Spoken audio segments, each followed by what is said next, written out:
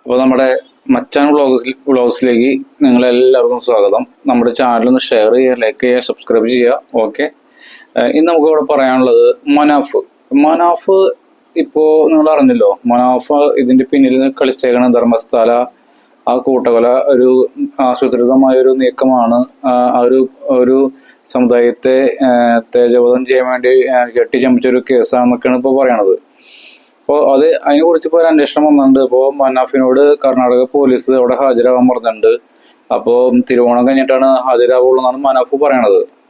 അപ്പോൾ എന്തിന്റെ പേരിലാണ് മനാഫ് ഇങ്ങനെ പറഞ്ഞത് എന്നുള്ളതിനെ കുറിച്ച് നിങ്ങളുടെ വലിയൊരു അഭിപ്രായം കമന്റായിട്ട് രേഖപ്പെടുത്താം.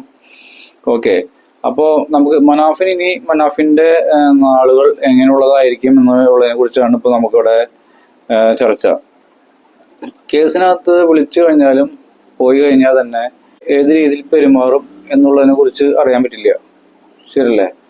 അപ്പോൾ അവരുടെ പെരുമാറ്റം ഇനിയിപ്പോൾ ഏത് രീതിയിലായിരിക്കും, ഇനിയിപ്പോൾ കേസിന് ഇനി അറസ്റ്റ് ചെയ്യോ എന്താ ചെയ്യാന്നുള്ളതിനെ കുറിച്ചൊക്കെ ഇപ്പോൾ വരും ദിവസങ്ങളിൽ നമുക്ക് അറിയാൻ പറ്റും. അറസ്റ്റ് ഉണ്ടാവോ എന്ന് ചോദിച്ചു കഴിഞ്ഞാൽ ഇത് ഇങ്ങനൊരു സംഭവം ഇല്ല എന്നാണ് പറയണത്. അത് പണ്ട് ആരോരും ഇല്ലാത്ത ആളുകളെ അവിടെ സംസ്കരിച്ചു എന്നുള്ളതാണ് അതിന്റെ വാസ്തവം എന്ന് പറയുന്നുണ്ട്. അപ്പോൾ ആ ഭാഗത്ത് അവിടുത്തെ മുൻ ജീവനക്കാരന് എന്തോ വൈരാഗ്യത്തിന്റെ പേരിൽ എന്തൊക്കെയാണോന്ന് അറിയില്ല. അപ്പൊ അങ്ങനെ കുറെ ആളുകൾ തമ്മിൽ ആസൂത്രണം ചെയ്തിട്ടുള്ളൊരു സംഭവമാണെന്നും പറയുന്നുണ്ട്. ഇതിനെ കുറിച്ചൊന്നും വ്യക്തമല്ല. പല അഭിപ്രായങ്ങളാണ് പോണത്. അപ്പോൾ എന്തായാലും ഇങ്ങനെ ചെയ്തിട്ടുണ്ടെങ്കിൽ അത് എന്തായാലും ഉന്നതങ്ങളിൽ നമുക്ക് പോയി അറിയാൻ പറ്റും വിഷയങ്ങളൊക്കെ. ഉന്നത ബന്ധങ്ങളുള്ള ആളുകളാണെങ്കിൽ അത് ചിലപ്പോ തേച്ച് മാച്ച് കളയാനും പറ്റും, പിന്നെ കേസ് അട്ടിമറിക്കാനും പറ്റും, എല്ലാം പറ്റും. അപ്പൊ ഇതിന്റെ മെയിൻ കാരണം എന്തായിരിക്കും എന്നുള്ളതിനെ കുറിച്ചാണ് നമുക്ക് ഇവിടെ ചർച്ച ചെയ്യാനുള്ളത്. അപ്പൊ നിങ്ങളുടെ വലിയ അഭിപ്രായം നിങ്ങൾ കമന്റായിട്ട് രേഖപ്പെടുത്തുക.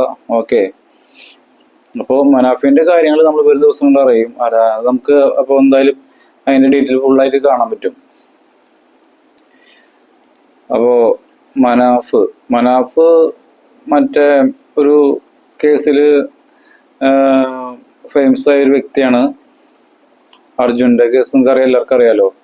ആ ഒരു കേസിൽ മറ്റേ അവന്റെ വണ്ടി കൊണ്ടുപോയാണ് മറഞ്ഞു പോയത്. അപ്പൊ അതില് ഒരുപാട് പേരെടുത്തു. അപ്പൊ അങ്ങനെ ഒരു വ്യക്തിയാണ് ആള്. ഇതിപ്പോ എങ്ങനെയാണ് ഈ ധർമ്മസ്ഥലയിലേക്ക് എത്തിയെന്നുള്ളതിനെ കുറിച്ച് വിശദമായ അന്വേഷണങ്ങൾ നടന്നുകൊണ്ടിരിക്കുകയാണ്. ഉടൻ തന്നെ അതിന്റെ വ്യക്തമായ വിവരങ്ങളുമായിട്ട് സോഷ്യൽ മീഡിയയിൽ വരും. അപ്പൊ നമുക്കറിയാൻ പറ്റും ഇത് ഏത് രീതിയിലുള്ള സംഭവമാണെന്നുള്ളത്. ഓക്കെ, അതാണ്. അപ്പോ റീച്ചിന് വേണ്ടി ഇപ്പൊ പലരും പല രീതിയിലാണ് ഓരോ കാര്യങ്ങൾ ഉണ്ടാക്കുന്നത്. മനസ്സിലുണ്ട്. ഇപ്പൊ അടുത്ത് തന്നെ ഒരു പെണ്ണ്, അതിന്റെ വീഡിയോ ഉടൻ തന്നെ ചെയ്യുന്നതായിരിക്കും. ഒരു പെണ്ണ് ഒരു കാർന്നോരെ അത് വെച്ചിപ്പോ ട്രാൻസ്പോർട്ട് ബസ്സിൽ യാത്ര ചെയ്യുമ്പോൾ ഒരു വീഡിയോ എടുത്ത് വൈറലായിക്കണം. അതിന്റെ സത്യാവസ്ഥ എന്താണെന്നുള്ളത് ഉടൻ തന്നെ ഞങ്ങൾ വേറെ വീഡിയോ ചെയ്യുന്നുണ്ട്. അത് ഇടാം. അപ്പൊ ഈ വിഷയത്തിലേക്ക് വരാം. ഈ വിഷയത്തിലേക്ക് വരുമ്പോ മനാഫ് നമുക്ക് ഏത് രീതിയിലാണ് മനാഫ് ജനങ്ങളെ തെറ്റിദ്ധരിപ്പിച്ചോ ജനങ്ങളെ തെറ്റിദ്ധരിപ്പിച്ചിട്ടില്ലേ എന്നുള്ളതിനെ കുറിച്ചൊക്കെ വളരെ വ്യക്തമായി ഡീറ്റെയിൽ ഇനി വരും ദിവസങ്ങളിൽ പുറത്തു വരും. കർണാടക പോലീസാണ് പുള്ളിനെ വിളിപ്പിച്ചാണത്. അപ്പോൾ എന്തായാലും അത് നമുക്ക് അറിയാൻ പറ്റും. ചില മാധ്യമങ്ങൾ പറയുന്നത് അറസ്റ്റ് ഉണ്ടായിരിക്കും, ചില ആളുകൾ പറയുന്നത് വിളിപ്പിച്ച് വിശദമായ കാര്യങ്ങൾ അന്വേഷിക്കും എന്നുള്ളതിനെ കുറിച്ചൊക്കെയാണ് അറിയാൻ കഴിയുന്നത്.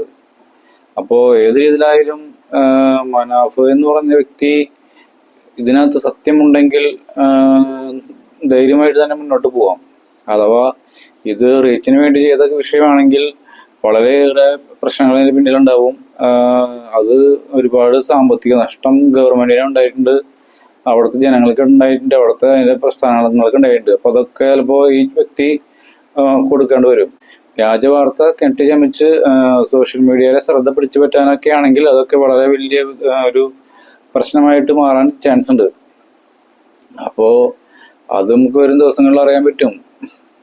പിന്നെ ഈ കേസ് അട്ടിമറിക്കില്ല എന്നുള്ളത് നമുക്ക് അറിയാൻ പറ്റില്ല.